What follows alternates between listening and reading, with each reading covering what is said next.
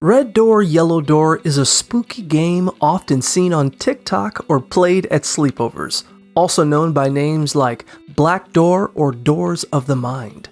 It involves two players, one as the subject in a trance and the other as the guide. The guide helps the subject relax while chanting Red Door, Yellow Door, any other color door, to induce a trance. As the subject visualizes a house filled with various doors, the guide asks questions to explore their experience, encouraging them to enter rooms they feel positively about while avoiding those with clocks or unsettling figures.